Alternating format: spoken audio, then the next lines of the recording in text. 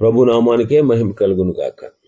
కూడి వచ్చిన మీ అందరికీ కర్మల ఆత్మీయ సహవాస సంఘ విశ్వాసులందరికీ మన ప్రభువును ఆయన ప్రియ కుమారుడునైన యేసుక్రీస్తు వారి శ్రేష్టమైన నామములో శుభములు మరియు అందరికీ వందనాలండి. యోబు గ్రంథం 3వ అధ్యాయాన్ని ధ్యానం చేసుకుంటున్నాం. యోబు గ్రంథం 3వ అధ్యాయం. ఇందులో ముఖ్యాంశం ఏంటంటే యోబుకు చనిపోవాలనేటువంటి ఆశ కలగడం ఈ అధ్యాయంలో ప్రాముఖ్యంగా మనం చూస్తాం. తన జన్మదినాన్ని శపించడం, నేను పుట్టిన నాడే మరణించి ఉంటే ఎంత బాగుండును అనిపించడం, ఎంత బాధలో ఉన్న నేను ఇక జీవించడం ఎందుకు అని నిరుత్సాహపడడం ఈ అధ్యాయంలో మనం చూస్తాం.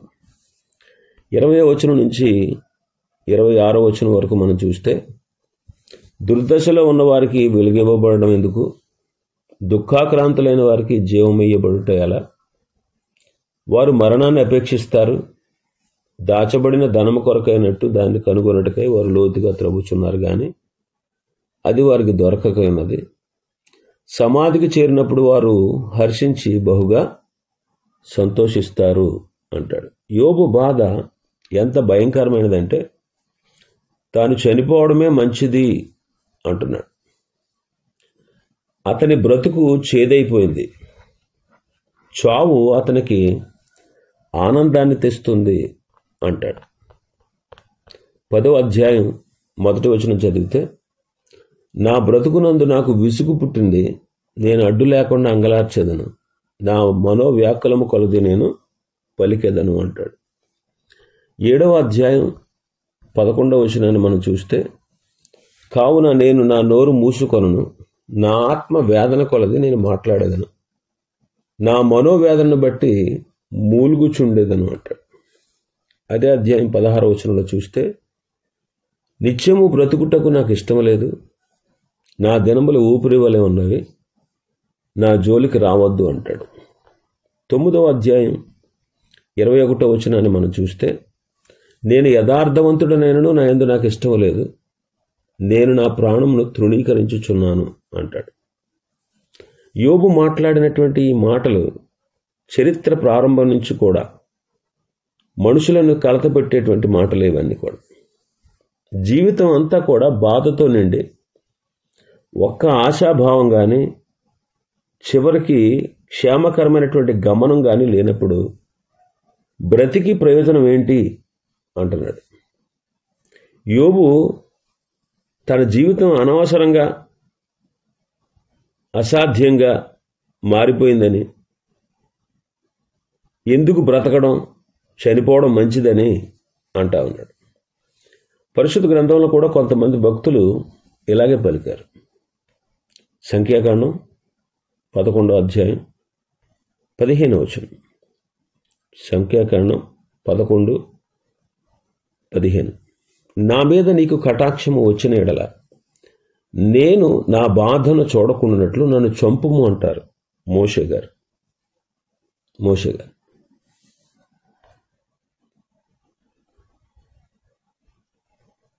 జనులు తమ తమ కుటుంబ ద్వారాల దగ్గర కూర్చుని ఏడుస్తూ ఉన్నారు.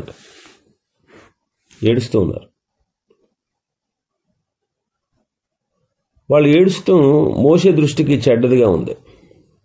ఏంటి, నేను ఈ సర్వ సమాజాన్ని గర్భాన్ని ధరించానా, నేనే వీళ్ళందరినీ కన్నానా, పాలిచ్చి పెంచేటువంటి తండ్రి పసిపిల్లను మోసినట్టు నేను వీరి తండ్రులకు ప్రమాణపూర్వకంగా ఇచ్చే దేశమును వీరిని రొమ్మునెత్తుకుని పొమ్మని నాతో చెప్తున్నావంటే ప్రభువా, ఈ సమస్త జనులు నాకు మాంసం ఇమ్మని ఏడుస్తూ ఉన్నారు, ఎక్కడది, నేను ఎక్కడ తెచ్చాను? వారు నన్ను చూచి ఏడ్చుచు తినుటకు మాకు మాంసం ఇమ్మని అడుగుతున్నారు. ఈ సమస్త ప్రజల్ని నేను మోయడం నా వల్ల కాదు, నేను భరించలేని భారం ఇది. ఇదిగో నా మీద నీ కటాక్షం వస్తే ప్రభువా, నేను ఈ బాధను చూడకుండా నన్ను చంపేయి అంటున్నాడు. ఏలియా గారు కూడా రాజుల మొదటి గ్రంథం 19వ అధ్యాయం 4వ వచనంలో మనం చూస్తే, ఏలియా ఒక దిన ప్రయాణం అంత దూరం అరణ్యంలోకి పోయి ఒక బదరి వృక్షం కింద కూర్చుని మరణాపేక్ష గలవాడే, యెహోవా, నా పితరుల కంటే నేను ఎక్కువవాడినేం కాదు, ఎంత మట్టుకు చాలు, నా ప్రాణం తీసుకో అని ప్రార్థన చేశాడు. ఇర్మియా గారు కూడా 20వ అధ్యాయంలో చూస్తే 14-15 వచనాల్లో మనం చూస్తే, నేను పుట్టిన దినం శపింపబడును గాక, నా తల్లి నన్ను కన్న దినము శుభదినమని అనబడకుండును గాక, నీకు మగపిల్ల పుట్టిన నా తండ్రికి వర్తమానం తెచ్చి అతనికి అధిక సంతోషం పుట్టించిన వాడు శాపగ్రస్తుడగును గాక అంటే. యోనా గారు కూడా అంతే. యోనా గ్రంథం 4వ అధ్యాయం 8వ వచనం చదివితే, మరియు ఎండకాయగా దేవుడు వేడిమి గల తూర్పు గాలిని రప్పించెను, యోనా తలకు ఎండ దెబ్బ తగలగా అతడు సొమ్మసిల్లి బ్రతుకుట కంటే చచ్చుట నాకు మేలు అనుకున్నాడు. బైబిల్లో ఇతర భాగాల్లో, ముఖ్యంగా క్రొత్త నిబంధనలో కూడా దేవుని ప్రజలకు వచ్చేటువంటి కారణాలు చెప్పబడ్డాయి. ఎందుకు దేవుని ప్రజలకు బాధలు వస్తాయి, అవి పాత నిబంధనలోను క్రొత్త నిబంధనలో కూడా చెప్పబడ్డాయి. ద్వితీయోపదేశకాండం 8వ అధ్యాయం 2వ వచనం, మరియు నీవు ఆయన ఆజ్ఞలు గైకొందువో లేదో నిన్ను శోధించి నీ హృదయంలో ఉన్నది తెలుసుకొనుటకు నిన్ను అణుచు నిమిత్తము అరణ్యములో ఈ 40 సంవత్సరములు నీ దేవుడైన యెహోవా నిన్ను నడిపించిన మార్గం అంతటిని జ్ఞాపకము చేసుకును. నీవు ఆయన ఆజ్ఞలు గైకొంటావో లేదో నిన్ను శోధించుటకు, నీ హృదయంలో ఉన్నది తెలుసుకున్నటకు, నిన్ను అణిచిపెట్టాలని. తర్వాత మనం చూస్తే 16వ వచనంలో, అదే అధ్యాయం 16వ వచనంలో చూస్తే, తొదకు నీకు మేలు చేయాలని నిన్ను అణుచుటకు శోధించుటకు నీ పితరులు ఎరుగని మన్నాతో అరణ్యమున నిన్ను పోషించను. తొదకు నీకు మేలు చేయాలని, నిన్ను అణిచిపెట్టాలని. అంటే కొన్నిసార్లు మనం గర్వంతో విర్రవీగుతూ ఉంటాం. ఆ గర్వం అనేది లేకుండా మనల్ని అణచాలని. ఇంకా మనం చూస్తే కీర్తనకారుడు 66వ కీర్తన 10వ వచనం నుంచి, దేవా, నీవు మమ్మల్ని పరిశీలించి ఉన్నావు, వెండిని నిర్మలము చేయి రీతిగా మమ్మల్ని నిర్మలులుగా చేశావు, బందీ గృహంలో ఉంచావు, మా నడుము మీద గొప్ప భారాన్ని పెట్టావు, నరులు మా నెత్తి మీదకి ఎక్కినట్లు చేశావు, మేము నిప్పుల్లో నీళ్ళలో పడ్డాం, అయినను నీవు సమృద్ధి గల చోటికి మమ్మను రప్పించి ఉన్నావు. మమ్మల్ని పరిశీలించావు, వెండిని నిర్మలం చేసే రీతిగా, వెండిలో ఉన్న మస్టును తీసివేసిన రీతిగా మాలో ఉన్న మస్టును తీసేయడానికే మమ్మల్ని బందీ గృహాల్లో ఉంచావు, మా నడువుల మీద గొప్ప భారాన్ని పెట్టావు, నరులు మా నెత్తి మీదకి ఎక్కేటట్లుగా చేశావు, నిప్పుల్లో పడ్డాం, నీళ్లలో పడ్డాం అంటున్నాడు. అంటే శ్రమలు కష్టాలు గుండా వెళ్ళవలసి వచ్చింది, అయినా చివరికి సమృద్ధి గల చోటికి రప్పించావు అంటాడు. క్రొత్త నిబంధనలోకి వస్తే రోమాపత్రిక 5వ అధ్యాయం 3-4 వచనాలు చూస్తే, అంతేకాదు శ్రమ ఓర్పును, ఓర్పు పరీక్షను, పరీక్ష నిరీక్షణను కలుగజేయనని ఎరిగి శ్రమలయందును అతిశయపడదాం. ఎందుకు శ్రమలంటే శ్రమ ఓర్పు పుట్టిస్తుంది, ఓర్పు పరీక్షను, పరీక్ష నిరీక్షణను కలుగజేయనని ఎరిగి శ్రమలలోనూ అతిశయపడదాము. శ్రమ ఓర్పు, ఓర్పు పరీక్ష, పరీక్ష నిరీక్షణ అంటే శీలాన్ని, పవిత్రతను కలగజేస్తుందని ఎరిగి అంటున్నాడు. కొరింథీయులకు రాసిన 2వ పత్రిక 12వ అధ్యాయం 7వ వచనం నుంచి, నాకు కలిగిన ప్రత్యక్షతలు బహు విశేషముగా ఉన్నందున నేను అత్యధికముగా హెచ్చిపోకుండు నిమిత్తము నా శరీరంలో ఒక ముళ్ళు, నేను అత్యధికముగా హెచ్చిపోకుండు నిమిత్తము నన్ను నలగగొట్టుటకు సాతాను యొక్క దూతగా ఉంచబడింది. అది నా యొద్ద నుండి తొలగిపోవాలనని దాని విషయమే ముమ్మారు ప్రభుని వేడుకుంటుని, అందుకు నా కృప నీకు చాలును, బలహీనత యందు నా శక్తి పరిపూర్ణమగుచున్నదని ఆయన నాతో చెప్పెను.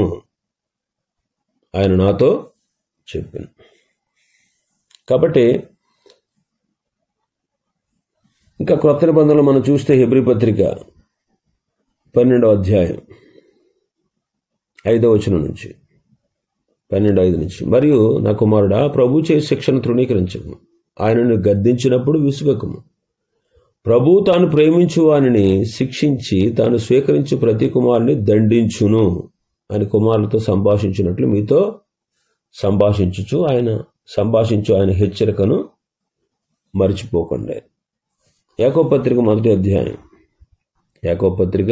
అధ్యాయం 2వ వచనం నుంచి, నా సహోదరులారా, మీ విశ్వాసమునకు కలుగు పరీక్ష ఓర్పును పుట్టించునని ఎరిగి మీరు నానా విధములైన శోధనలో పడినప్పుడు అది మహానందమని ఎంచుకోండి. మీరు సంపూర్ణులు అనునాంగులు ఏ విషయంలోనూ కొదువులేని వారై ఉండినట్లు ఓర్పు తన క్రియను కొనసాగింపనీయుడు. పేతురు మొదటి పత్రిక మొదటి అధ్యాయం 6-7 వచనాలు. ఇందువలన మీరు మిక్కిలి ఆనందించున్నారు కానీ అవసరమును బట్టి నానా విధముల శోధన చేత ప్రస్తుతం కొంచెం కాలం మీకు దుఃఖము కలుగుచున్నది. నశించిపోవు సువర్ణము అగ్ని పరీక్ష వలన శుద్ధపరచబడుచున్నది కదా, దానికంటే అమూల్యమైన మీ విశ్వాసము ఈ శోధనల చేత పరీక్షకు నిలిచినదై యేసుక్రీస్తు ప్రత్యక్షమైనప్పుడు మీకు మెప్పును మహిమయు ఘనతయు కలుగుటకు కారణమగు. ఇలాంటివి ఎన్నో విషయాలు, ఎన్నో వాక్యాలు పరిశుద్ధ గ్రంథమైన బైబిల్లో ఉన్నాయి. ఇవేవి తెలుసుకునే అవకాశం ఆనాడు యోబుకు లేదు. కారణం ఏంటంటే యోబు కాలంలో బైబిల్ వ్రాతలు ఇంకా ప్రారంభించబడలేదు. ఈ దినాల్లో మనకు ఆ బాధలు కలిగినప్పుడు మనకు ఎన్నో ఆదరణ వాక్యాలు పరిశుద్ధ గ్రంథంలో ఉన్నాయి. నీ వాక్యమే నన్ను ఆదరించింది, బాధలు ఇదే నాకు నెమ్మదిచ్చింది. ఈ మాటలన్నీ వాక్యమంతా కూడా మనకి ఈ కాలంలో ఉంది. యోబుకి ఈ సంగతి తెలియదు. యోబుకి ఈ సంగతులు తెలియదు. యోబు గ్రంథంలో కూడా ఈ శ్రమలకు గల కారణాలు కనబడట్లేదు.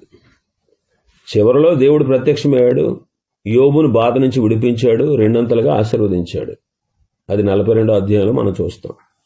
ఇది ఆఖరిలో జరిగిన సంగతి. కానీ యోబు బాధల్లో ఉన్నప్పుడు ఇది అతనికి తెలియదు.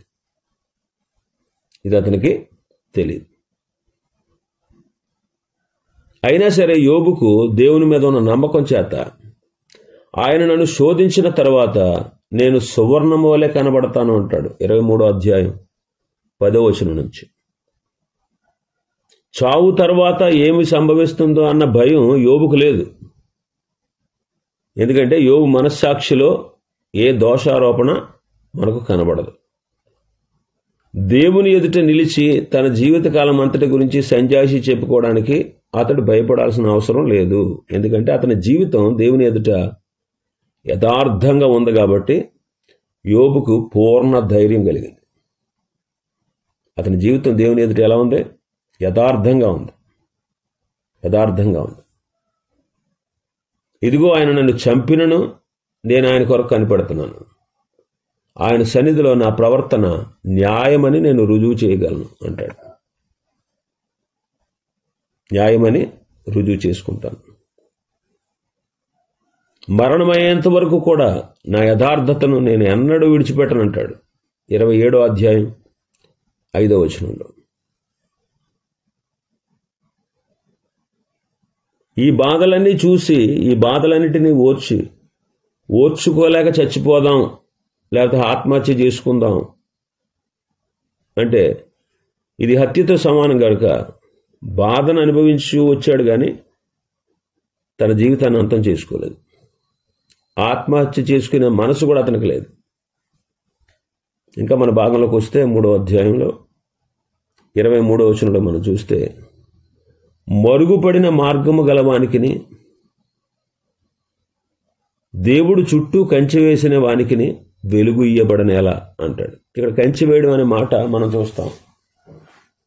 కంచె వేయుట అనే మాట మొదటి అధ్యాయం 10వ వచనంలో మనం చూసాం. అక్కడ దాని భావం వేరు. యోబును సాతాను ముట్టకుండా దేవుడు యోబు చుట్టూ కంచేశాడు. అయితే ఇక్కడ 3వ అధ్యాయం 23వ వచనంలో ఉన్నటువంటి కంచె అనే మాటకు అర్థం ఏంటంటే, యోబుకు వచ్చినటువంటి కష్టం నుంచి బయటపడే మార్గం ఏమీ కనబడట్లేదు. యోబుకు వచ్చిన కష్టం నుంచి బయటపడే మార్గం ఏది కనబడట్లేదని అర్థం అన్నమాట కంచె అంటే. 8వ వచనం యోబు గ్రంథం 19:8 అంటారు, నేను దాటలేకుండా ఆయన నా మార్గమునకు కంచె వేశాడు అంటారు. నేను దాటలేకుండా ఆయన నా మార్గానికి కంచె వేశాడు అంటే యోబు కష్టం నుంచి పడేటువంటి మార్గం, బయటపడే మార్గం అతనికి ఏం కనిపించట్లేదు. యోబు పూర్తిగా అయోమయంలో పడిపోయాడు, ఇరుకులో చీకట్లో చిక్కుకుపోయాడు. యోబు బాధ ఎంత దుర్భరమైందంటే ఏదైనా తినడానికి కూడా అతనికి ఇష్టం లేదనమాట. ఏదైనా తినడానికి కూడా అతనికి ఇష్టం లేదు. 24 వచనంలో, మన భాగంలో 24 వచనంలో చూస్తాం, భోజనమునకు మారుగా నాకు నిట్టూర్పు కలుగుచున్నది. భోజనమునకు మారుగా నాకు నిట్టూర్పు కలుగుచున్నది. చాలామంది భక్తులు కూడా శ్రమలు అలాగే మాట్లాడారు. కీర్తనకారుడు 42వ కీర్తనలో 3వ వచనం చదివితే, నీ దేవుడు ఏమాయనని వారు నిత్యము నాతో అనుచుండగా రాత్రింపగళ్ళు నా కన్నీళ్లు నాకు అన్నపానములాయన. 80వ కీర్తన మనం చూస్తే, 80వ కీర్తన 5వ వచనం మనం చూస్తే, కన్నీళ్లు వారికి ఆహారంగా ఇచ్చుచున్నావు, విస్తారమైన కన్నీళ్లు నీవు వారికి పానముగా ఇచ్చుచున్నావు. 102వ కీర్తనలో కూడా ఉంటుంది ఆ మాట. 102వ కీర్తన 9-10 వచనాలు చూస్తే, నీ కోపాగ్నిని బట్టి నీ ఆగ్రహమును బట్టి బూడిదను ఆహారముగా భుజించుచున్నాను, నా పానీయముతో కన్నీళ్లు కలుపుకొనుచున్నాను, నీవు నన్ను పైకెత్తి పారవేసి ఉన్నావు. ఇంకా మనం చూస్తే మన భాగంలోకి వస్తే 25వ వచనంలో మనం చూస్తే, 25వ వచనంలో, ఏది వచ్చునని నేను బహుగా భయపడుతున్నో అదే నాకు సంభవించుచున్నది, నాకు భీతి పుట్టించినదే నా మీదకి వచ్చుచున్నది అంట. ఇక్కడ యోబు అన్నది ఏంటంటే, బహుశా తన ఆస్తి, తన సంతానం, తన ఆరోగ్యం హఠాత్తుగా నాశనమవడం గురించి కాకపోవచ్చు. ఎందుకంటే 29వ అధ్యాయంలోకి వస్తే 18వ వచనం నుంచి మనం చూస్తే, నా గూటి వద్దన నేను చచ్చెదను, హంస వలె నేను దీర్ఘాయు గలవాడనగుదును, నా వేళ్ళు చుట్టూ నీళ్లు వ్యాపించుచుండును, మంచు నా కొమ్మల మీద నిలుచును, నాకు ఎడతగని ఘనత కలుగును, నా చేతిలో నా విల్లు అప్పటికి బలముగా ఉండును అంటాడు. ఈ భయం, ఈ ఇక్కట్లు తర్వాత అతనికి కలిగి ఉండొచ్చు. దేవుని సహవాసాన్ని పూర్తిగా కోల్పోతానేమో, దేవుని ముఖకాంతికి నేను దూరమైపోతానేమో అని భయపడి ఉండొచ్చు. అలాంటి స్థితిలో యోబు లాంటి మనిషికి ఇది నిజంగా భయం కొలిపే ఆలోచనే. ఇప్పుడు అది నెరవేరబోతుందేమో అని యోబు భయపడ్డాడు. నాకు నెమ్మది లేదు, సుఖం లేదు, విశ్రాంతి లేదు, శ్రమయే నాకు సంభవిస్తుంది అంటాడు మన భాగంలో. నాకు నెమ్మది లేదు, సుఖం లేదు, విశ్రాంతి లేదు, శ్రమయే సంభవిస్తుంది అంటాడు. ఇట్టి పరిస్థితుల్లో ప్రభు మీద ఆనుకుంటేనే, ఇలాంటి పరిస్థితులు మనకు ఎదురైనప్పుడు మనం ప్రభు మీద ఆనుకుంటేనే మనకు నెమ్మది. అందుకే యెషయా భక్తుడు అంటాడు, ఎవని మనస్సు నీ మీద ఆనుకునో వానిని నీవు పూర్ణ శాంతి గలవానిగా కాపాడుతావు అని. పూర్ణ శాంతి గలవానిగా కాపాడుతావు. ఇంకా మనం చూస్తే ఇక ముందు భాగాల్లో ఆదరణకర్తలు అంటే స్నేహితులైన వారు వచ్చి చేసినటువంటి బోధ మనకు కనబడుతుంది. ముఖ్యంగా తేమానీయుడైన ఎలీఫజు యొక్క బోధకు ఎక్కువ ప్రాధాన్యత ఇవ్వబడదు. ఇతను 4వ అధ్యాయం, 5వ అధ్యాయం, 15వ అధ్యాయం, 22 అధ్యాయాల్లో 113 వచనాల్లో తన అభిప్రాయాన్ని వివరించాడు. బిల్దదు 8, 18, 25 అధ్యాయాల్లో 49 వచనాల్లో తన అభిప్రాయాన్ని వివరించాడు. జోఫరు 11, 20 అధ్యాయాల్లో 49 వచనాల్లో తన అభిప్రాయాన్ని వివరించాడు. యోబు అనేకమైన అధ్యాయాల్లో, మొత్తం మీద యోబు 21 అధ్యాయాల్లో 546 వచనాలతో తన అభిప్రాయాన్ని వివరించాడు. తండ్రి అయిన దేవుడు యెహోవా దేవుడు 38, 39, 40, 41 అధ్యాయాల్లో 129 వచనాల్లో వారికి బోధించి వారికి కొన్ని ప్రశ్నలు వేశారు. తర్వాత ఎలీహును గూర్చి మనం తర్వాత గుర్తిస్తాం. ఎలీఫజు ప్రధానుడని అనుకోక తప్పదు. ఎందుకంటే ఎలీఫజు చెప్పిన బోధ వారు విన్న తర్వాత దానికంటే శ్రేష్టమైనది కానీ వేరేది కానీ వాళ్ళు చెప్పలేక దానితోనే సరిపెట్టుకున్నారు. 42వ అధ్యాయం 7వ వచనంలో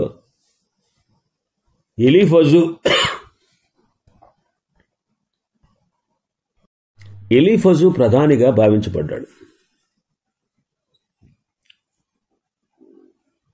మొదటి సంభాషణ 4వ అధ్యాయం నుంచి మొత్తం 26 అధ్యాయాల దాకా 3 సార్లు 3 పర్యాయాలు సంభాషణలు ఉన్నాయి. ముగ్గురు మిత్రులు కూడా యోబుకి ఏదో ఒక సలహా ఇవ్వాలని చూశారు. అయితే యోబు ఒక్కొక్కరికి వరుసగా జవాబిచ్చాడు. మొదటి 2 సార్లు ముగ్గురు మాట్లాడారు. మూడోసారి పెద్దవాళ్ళిద్దరు అంటే ఎలీఫజు బిల్దదు మాత్రమే మాట్లాడారు. వీళ్ళంతా కూడా ఒక విషయంలో ఏకాభిప్రాయంతో ఉన్నారు. ఏంటంటే దేవుడు పాపాత్మలను శిక్షిస్తాడు. యోబుకు శిక్ష వచ్చింది కాబట్టి అతడు చాలా పాపాత్ముడై ఉండాలి. అందుకే యోబుకి ఎంత భయంకరమైనటువంటి కష్టం వచ్చింది అనుకున్నారు. కానీ యోబు ససేమిరా వాళ్ళ మాటలకు ఒప్పుకోలేదు. వీళ్ళ ముగ్గురి కంటే కూడా దేవుని గురించి బాగుగా ఎరిగినవాడు యోబు. అయినా సరే కొన్ని పొరపాటు మాటలు మాట్లాడవలసి వచ్చింది యోబు.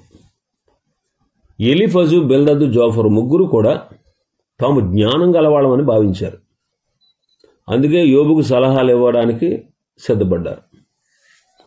ముగ్గురులో బహుశా ఎలీఫజు అనేవాడు వయసులో పెద్దవాడై ఉండొచ్చు. ఎందుకంటే తల నెరిసిన అనుభవశాలిగా మాట్లాడాడు.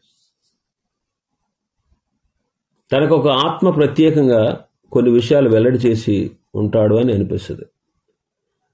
మిగిలిన ఇద్దరి కంటే ఇతనికి ఎక్కువగా తెలిసినట్టు మనం చూస్తాం. బిల్దదు తనకంటే ముందున్న జ్ఞానుల బోధలన్నిటినీ చదివినవాడు. జోఫరు అందరికంటే చిన్నవాడు. అయినా సరే జ్ఞాన రహస్యాలంతా కూడా తనకే తెలిసినట్టు మాట్లాడాడు. ఇలాగా ఈ యోబు గ్రంథంలో వీరి సంభాషణలు మనం చూస్తాం. మిగిలిన విషయాలు రేపటి దినం మరొక అధ్యాయాన్ని ప్రారంభించి వరుసగా వారి సంభాషణలో ఉన్నటువంటి ఆంతర్యాన్ని తెలుసుకుందాం. దేవుడి వర్తమాన వాక్యాన్ని మన వినికిడిలో ఆశీర్వదించునుగాక. ఆమేన్.